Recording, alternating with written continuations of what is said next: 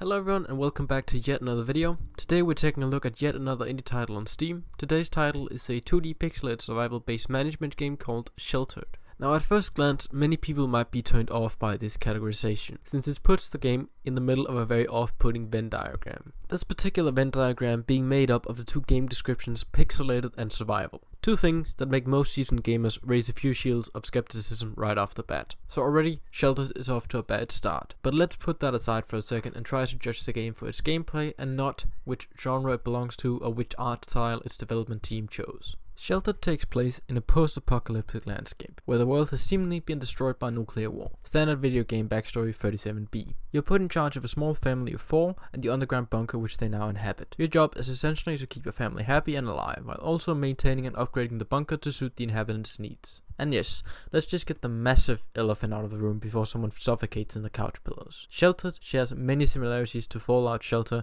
This War of Mine, and also to a certain extent XCOM. They are in many ways the same type of game. Like This War of Mine and Fallout Shelter, you spend your time upgrading your home base with new facilities and rooms that cater to your inhabitants' needs. You also spend a lot of time sending scouting parties out in search for materials that can be used in a game's crafting system. As you stockpile food and supplies, you can choose to let more people into the shelter. But you do have to be very careful of when you choose to do this. New inhabitants require food and water, which are scarce resources for most of the game. So if you bring in a new recruit at the wrong time, you may end up starving the entire shelter. You may infer from this that Sheltered is all about forward planning and risk assessment. Pretty much everything in the game costs resources that could be used for something else. This creates constant stress for you as a player, while also necessitating smart resource management. A good example of this is the water supply. Water is obviously used for keeping your inhabitants alive, but it's also used in the shower, the coffee machine, the toilet, and the cleaning of the shelter. Perhaps most importantly, you need the water to send out people to search for supplies. If you don't have enough water, you can't send people out to scavenge. If you can't send people out to scavenge, it's nearly impossible to get every other resource in the game. On the flip side, if you spend all your water on your scavenging parties, your home base will get dirty, disease-ridden, and your inhabitants will eventually die. For most of the game, the only reliable way to acquire water is through rain collection. So you have to factor in the very real possibility of a longer drought into your resource management. This mindset is rather extreme for water since it's one of the most used resources, but the same thinking applies for almost all other resources in the game. Do you want to spend your precious 20 pipes to upgrade your bunker's water filter, or do you want to spend it on making that much needed farming station? Questions like these are constantly running through your head as you play Sheltered. It forces you to think long term and strategically. Which upgrades and stations are really most needed for my shelter's long term survival? This type of thinking is key to Sheltered, and the game is both better and much harder for it. All of this is built around the gameplay loop of Sheltered, which is what makes the game truly shine in my opinion. Let me take a moment to explain what I mean. Sheltered's gameplay loop is made up of 3 main parts: scavenging, fighting and questing, and base management. To try and explain what makes this system work, I'll now break down each section bit by bit. First, let's talk a bit about the scavenging system. This system involves a degree of randomness that would normally serve as an annoyance. The way it works is this: you set up your scavenging party, picking which of your inhabitants have the best skills or just aren't completely tired out from other activities. As I mentioned before, it costs water to do this. Now before you send them out, you have to pick a route for them. This is where the random element comes in. You don't know what loot you'll find out in the wasteland. It is almost completely random, but there are clever ways of upping the chance to find the loot you want. You do this by choosing which kind of locations to scavenge, unlike in Fallout Shelter, where you basically just send out a group and hope for the best. You get to decide that you need ammunition, and therefore you choose to loot hunting shacks and police stations. If you need building materials, you send the scouting party to a scrapyard or a lumber mill. If you really need herbs for medicine, you loot the local forest clearing. This kind of decision making lets you minimize the random elements of the loot system. It also minimizes the feeling that the game dicked you over by not giving the loot you really needed. That feeling does still appear every now and then though. But at least you don't end up in a situation where your scouting party brought back planks and nails when you really needed food and water. In other words, you can still get screwed over by the RNG system, but scavenging is not a complete toss of the dice. You also get to directly intervene in what items the scouting party brings back. Every time they stumble upon a location with possible loot, you can choose to sort through the loot and only pick items you really want. Deeply intertwined with the scavenging system is the fighting and questing system, which I will now go over. Since Sheltered is set in a post-apocalyptic setting, it's very obvious that you will run into other survivors. It is also possible to run into hostile creatures, but they serve more as an obstacle and are not as interesting to talk about. With other survivors, the interactions are much more varied and interesting. There are 6 kinds of interactions that you can have out in the wasteland. They are as follows: traders, psychos, quests, factions, self-chosen interactions, and recruits. To quickly go over them one by one. Traders are people who want to trade with a scouting party. They usually have a limited supply of specific items. Psychos are hostile survivors who will always attack your scouting party. They vary in looks, strength and toughness, but they're pretty much all about the same thing. Quests are small mini-stories or gathering objectives that you can find out in the wasteland. They usually have a time limit and give very good rewards. Factions are a larger group of enemies that only inhabit specific zones of the map. They're usually hostile and very strong. Looting their zones become a very risk-reward heavy situation. Self-chosen interactions are encounters where you can either choose to trade, bully or recruit a survivor. These interactions are always possible to skip. Recruits are survivors who ask to join your shelter. You can either accept or deny them, but you don't know their starting stats before you choose. There are too many variations on each encounter to talk about, but in very broad strokes, they generally never stop being interesting. Additionally, the self-chosen interactions also add an option for role-playing. Depending on what you choose, you can stay as a peaceful trader who only attacks when threatened, or you can turn your scouting parties into raiding parties, killing everything you see. Either way, the choice is yours. As you can probably tell, a lot of interactions depend on combat, so let's talk a bit about that. The combat in Sheltered is rather simple. It's a turn-based affair. Each side takes turns to perform an action until one of the parties is either dead or incapacitated. In each turn, you can choose to do one of 4 things. Direct attack with your weapon, defend, use an item, or escape if you don't feel things are going your way. Under the attack command, you can also choose different styles of attack. You can choose to do a direct melee attack, which is directly trying to kill your enemy. You can also choose disarm and steal, which gives you an advantage in combat. The most interesting option here is the subdue attack. This attack lets you knock out your opponent so you can steal their items in a non-lethal manner. While it isn't possible to rob anyone without fighting them first, this adds a bit of role-playing potential to an otherwise bland system. If you win combat either by subduing or killing your enemy without them running away, you get all the items they had on them, which can often be a lifesaver in desperate times.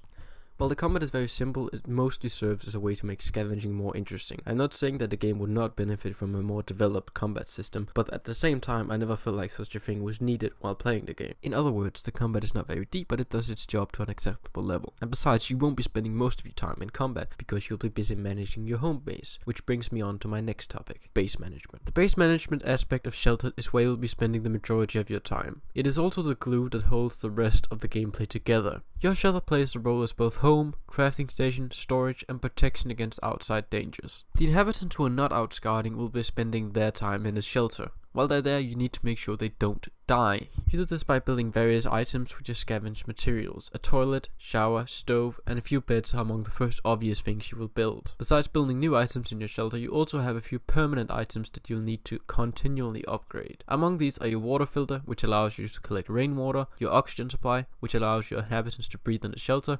doors, which keeps intruders out, and the crafting station, which is used to craft new things for the shelter. Life support systems can be upgraded to be more efficient and to gain more durability. These upgrades are expensive but often give long-lasting effects. With more water and more oxygen, you can support more people and therefore scavenge the wasteland for supplies more easily. The crafting station and shelter doors have a few flat upgrades, meaning that they are just door level 1 to 3 and crafting station level 1 to 3. While the doors just gain more HP as they are upgraded, the crafting station upgrades gives you access to a variety of new objects to build in your shelter. At level 1, you mostly build very basic stuff like a bucket toilet and sleeping bags. When you eventually upgrade further, the game's possibilities open up. At level 2 and 3, the amount of crafting options are immense and pretty much all incredibly beneficial to your shelter's survival. The catch is that they are enormously expensive and share common materials. As a result, you often have to choose a goal and work towards it for a really long time.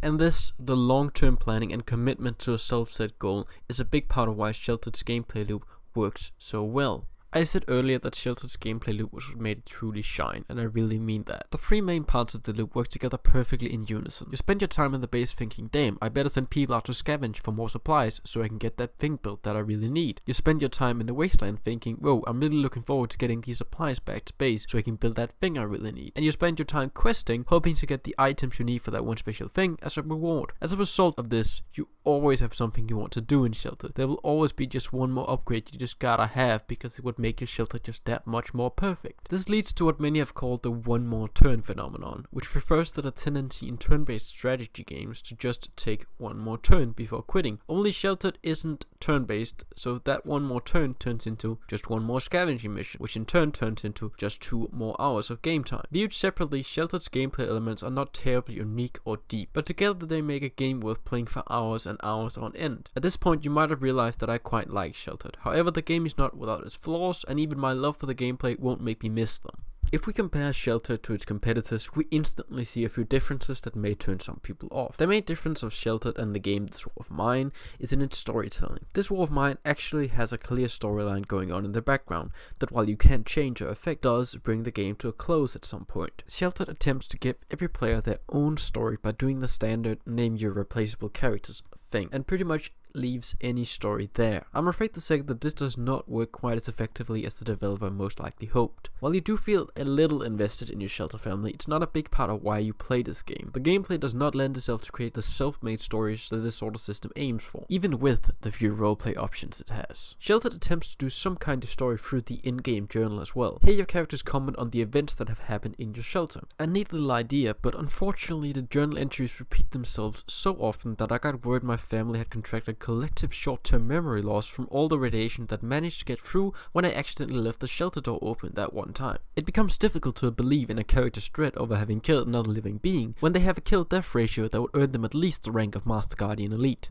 So this does not really work. I think an overarching story plot in the style of This War of Mine would have been a much better choice. Because the game never really ends, we end up having to think of endgame content, like this was supposed to be the next new MMORPG to rival World of Warcraft. And in this endgame content we find another problem. Once you've gone through the very long process of making your shelter nearly self-sufficient, there's really not much more to do. Sure, you can continue to send your scouting parties out to try and find special blueprints for luxury items, but this turns into more of a grind than anything else. At this point, it's very easy to get bored. The reason I won't kick up that much of a fuss over this is because this only happens about 20 hours in. 13 euros for 20 hours of entertainment is a reasonable exchange in my book, so I can't really fault the game for not being engaging after that amount of time.